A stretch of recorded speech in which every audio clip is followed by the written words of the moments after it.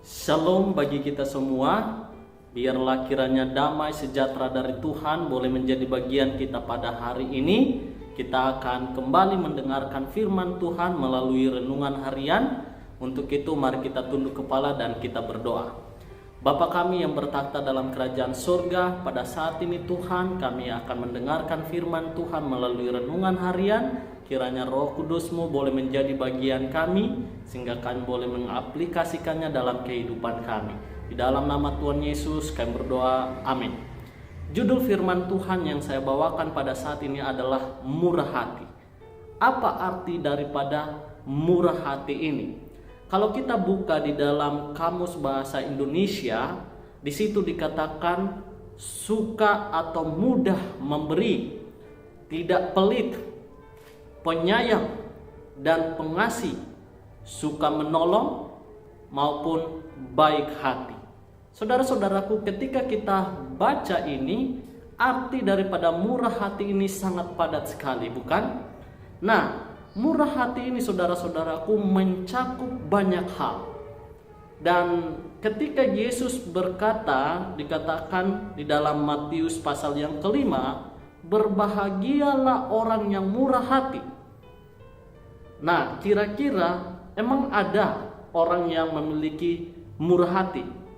Saudara-saudaraku, kalau kita baca di dalam Keluaran pasal 34 ayat yang ke-6 dan yang ke-7 dikatakan seperti ini. Berjalanlah Tuhan lewat dari depannya dan berseru, Tuhan, Tuhan Allah penyayang dan pengasih, panjang sabar, berlimpah kasihnya dan setianya, yang meneguhkan kasih setianya kepada beribu-ribu orang, yang mengampuni kesalahan, pelanggaran dan dosa, tetapi tidaklah sekali-kali membebaskan orang yang bersalah dari hukuman, yang membalaskan kesalahan bapa kepada anak-anaknya dan cucunya kepada keturunan yang ketiga dan yang keempat. Artinya ada, dan itu adalah Tuhan itu sendiri. Bapak Ibu saudara-saudaraku yang kekasih, apa yang mau dikatakan di sini? Dengan kata lain, kita bisa bermurah hati itu semua oleh karena Tuhan pencipta kita, yang dimana Tuhan sudah menunjukkannya terlebih dahulu. Dan konsep ini Bapak Ibu saudara-saudaraku itu sudah tertulis di dalam 1 Yohanes pasal 4 ayat yang ke-19, yang dikatakan kita mengasihi karena Allah lebih dahulu mengasihi kita, di mana Dia sudah bermurah hati untuk menyerahkan nyawanya kepada kita di kayu salib. Saudara-saudaraku yang kekasih dalam Tuhan, kalau kita mau merasakan kemurahan hati Tuhan, maka akan mudah bagi kita kalau itu diberikan satu cerita. Nah, cerita di sini untuk mengerti kemurahan hati Tuhan. Saudara-saudara pernah mendengar tentang seorang perempuan yang kedapatan berzina, yang dibawa kepada Yesus, yang dibawa oleh orang-orang Farisi maupun ahli-ahli Taurat? Saya pikir kita ingat, di mana mereka hampir saja untuk melempari perempuan itu dengan batu. Ya, kalau kita baca di dalam Yohanes pasal yang 8 ayat yang pertama sampai ayat yang ke-11. Dan apa yang Yesus katakan kepada mereka? Kalau kita baca di ayat yang ke-7, dikatakan di sana, barang siapa di antara kamu tidak berdosa, hendaklah ia yang pertama melemparkan batu kepada perempuan itu.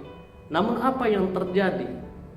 Lalu pergilah orang-orang satu demi satu meninggalkan perempuan itu, dan tidak ada satupun yang melempari batu kepada perempuan itu. Lalu apa yang dilakukan oleh Yesus? Yesus berkata kepada perempuan itu, katakan, aku pun tidak menghukum engkau, pergilah dan jangan berbuat dosa lagi dari sekarang. Kalau kita baca di dalam Yohanes pasal 8 ayat 11. Saudara-saudaraku, coba kita membayangkan apa yang dirasakan oleh perempuan ini setelah dia mengalami sebuah pengampunan. Apakah ia akan memiliki rasa kemurahan hati juga kepada orang-orang Ya Bapak Ibu Saudara-saudaraku, kita bisa melihat pada waktu dia meminyaki Yesus, dia tidak berhitung lagi, dia memiliki suatu kemurahan hati.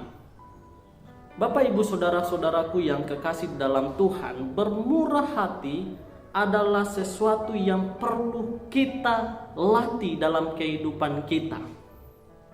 Karena kenapa? Karena kita ini adalah orang berdosa, kita telah kehilangan kemuliaan Allah. Dan untuk mengerti bahwa kita supaya bisa bermurah hati, kita harus mengerti bahwa kita ini adalah orang berdosa yang membutuhkan kemurahan hati daripada Tuhan. Ketika kita mengerti kemurahan hati daripada Tuhan, maka kita pun akan merasakan dan akan bermurah hati kepada orang lain. Untuk itu saudara-saudaraku yang kekasih dalam Tuhan, marilah kita merasakan kemurahan Tuhan dalam kehidupan kita, sehingga kita pun boleh untuk bermurah hati kepada setiap orang yang kita temui di dalam kehidupan kita. Kiranya Tuhan memberkati kita. Amin.